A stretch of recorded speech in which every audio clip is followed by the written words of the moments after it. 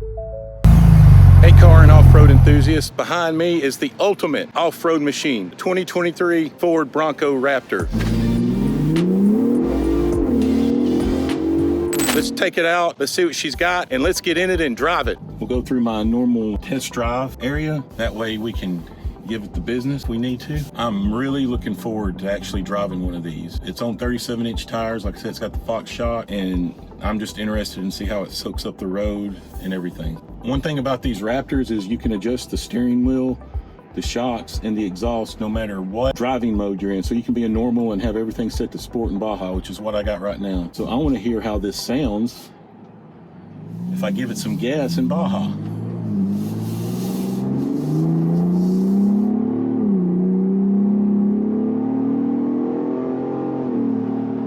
Oh, that sounds good.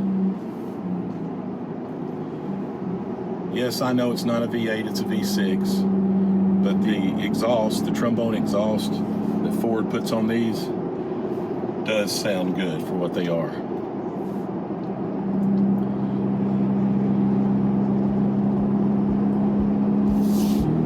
All right, initial driving impressions. It sits high, obviously on the 37s. It's wide. I'm looking at the front with the markers there.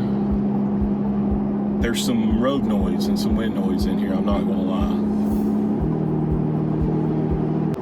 One thing about this Bronco Raptor is it really stands out from all the other Broncos.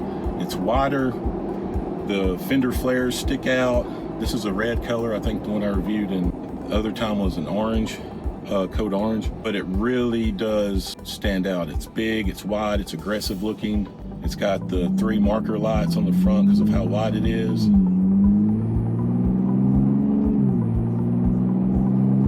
Does have the 10-speed automatic that Ford likes to put in everything.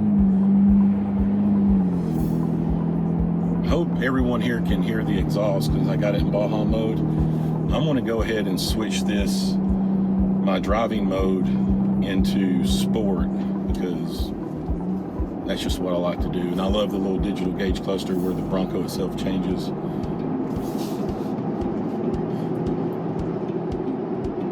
This, unlike my Raptor truck, this does tell you what gear you're in, even when you're not in manual. And it does have the magnesium paddle shifters like the truck does.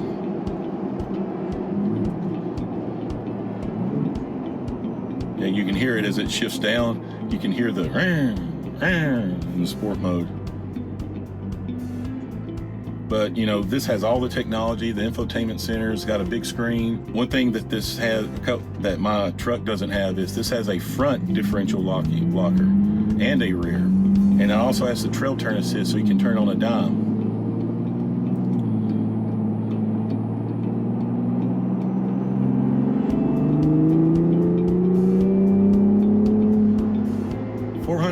Horses, 440 pound-feet of torque, 0 to 60 in about 5.6 is most places I've read. I don't have my draggy with me today. Well, I left it, I always have it, but I left it in my vehicle, so I won't do a 0 to 60 time. But we still might go down that back road and just do a see how it feels type of thing. She does have some pick up and go. And so the big knock on this is people with Jeeps. Well, I got a Jeep. My Jeep will do anything. I think this drives better on the road and obviously in high-speed off-road. If you're going across a field at 40 or 50 miles an hour, you're not going to beat these Fox shocks. Now, where a Jeep has you is, a Jeep you can gear up to get more ground clearance, and you can go, it's better at slow off-road, maybe going through the mud, doing some rock crawl, things like that. Let's give it the business here. Oh, that sounds good. Let that exhaust kick out. That sounds real good. Yeah. She's got the power. There's no doubt about that. That exhaust sounds good.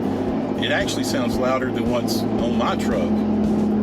And I don't know if it's because my truck's overall bigger, but it's like I said, this has more wind noise than my truck too, so you can probably hear the exhaust better. my truck dampens the sound from the outside. This does have a hard top on this. You do have your 6 auxiliary switches just like you do in a normal Raptor. So it's got all the creature comforts. It's got the back seats. It's got the heated seats. You know, it's got the wireless phone connection, everything like that. I can't remember the exact number. I know it was in my previous video, but I think this will tow with the proper attachments. I think it will tow up to 4,500 or 5,000 pounds. So it's not just purely an off-road thing. If you need to tow a boat or something like that, trailer or something on it, then this has the capability to do it. I'm not gonna lie, this is big and you do feel like you own the road in it.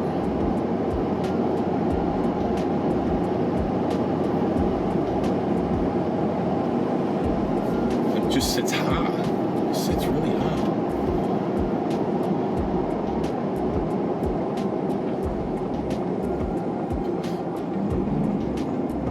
I love the downshift. I set my gauge clusters here, but you can do all of that to look at how much turbo boost I'm getting when I push the gas, and also the air to fuel ratio. You can even monitor that on this as well.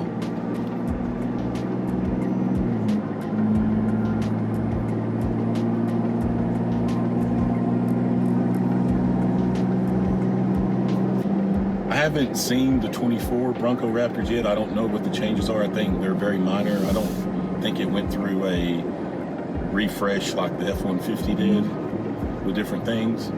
But, so I'm pretty sure this is probably pretty similar to what you're gonna see in the 24. I don't think there was any powertrain adjustments or power increases, anything like that.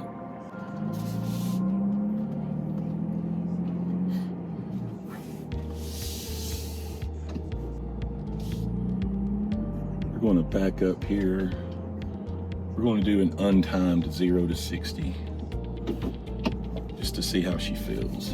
I'm going to put it in 4 high. Take the advanced track off. Okay, we got it in drive. We got it in sport mode. We're going to give it, rev up the RPMs a little bit and brake launch it. Ready? Let's go.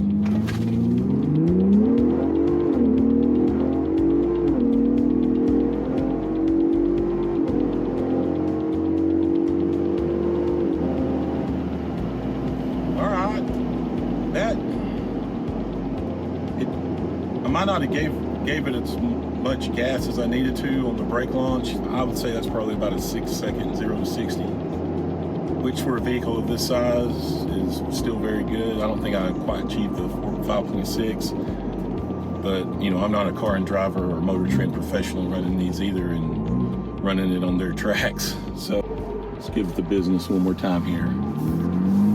Giving it the gas. Man, that exhaust sounds good. I swear it sounds better than mine.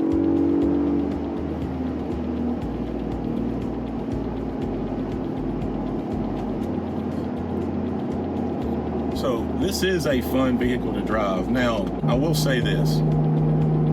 95% of the people that buy this will not use it to its full capability. They won't be going through the sand jumping. They won't be going through mud. They won't be shooting across a field at 60 miles an hour, hopping around, you know. But if you want that capability and you want something that's fun to drive, it's a lot of other capabilities as far as being able to tow, being able to, you know, put the kids in. It does have a pretty good big cargo area. I think the seats will lay down. You know, it's a good vehicle. Now, it is a steep price tag. You know, everybody knows that the Bronco Raptors are expensive. You know, there's no point complaining about it now. It is what it is. Everything's expensive. Jeeps are expensive. Rams are expensive. So, you know, it's all relative to what's going on in the rest of the market. It does have some wind noise, I will say that. They don't dampen it as much as they do in that F-150. Overall, this is definitely fun to drive. I mean, the wind noise wouldn't bother me that bad once you got used to it.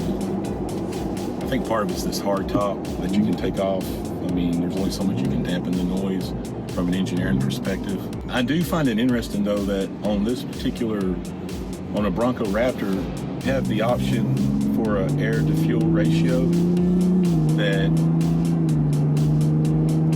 you don't in the other Raptors. Now they might change it for a 24 F-150 Raptor, and it might be in a Ranger Raptor, but this is the first I've seen it on this. And as everybody knows, you want the proper fuel to air ratio, because if one gets out of whack, then your engine's going to become really inefficient and the gas isn't going to combust, and you're not pushing those pistons and generating any pressure, and you're either going to completely stop, go dead, or it's going to be really sluggish. So you're not going to achieve your maximum performance. You know, that's one of the things. You got to have the right stoichiometric ratios between the air and the fuel to make sure you get the optimal timing on the combustion. And I didn't mean to geek out chemical engineering days, fuel and oxidizers. We can even go into a whole segment on how they make tires and why some tires are harder, some are softer, some last longer, but there's a price to pay for it. Some don't last as long, but there's a benefit for it not lasting as long. But that's a story for another day.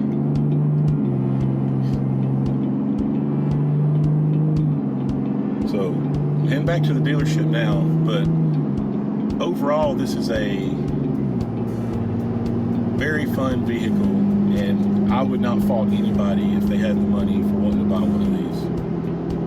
You know, even if you wanted to mall crawl with it, and occasionally use it, maybe go down the beach and try to get on the sand with it at some point. I do know that if you buy this, just like with the other Broncos, you do get a day at the Bronco off-road driving school where they take you through their Broncos or Bronco Raptors, and you know, you go through Baja, you go through a rock crawl, you go through mud.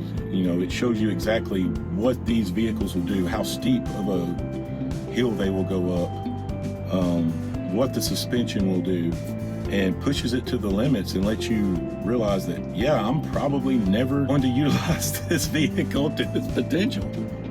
All right, sums it up here. We'll wrap it up back at the dealership. See y'all in a bit.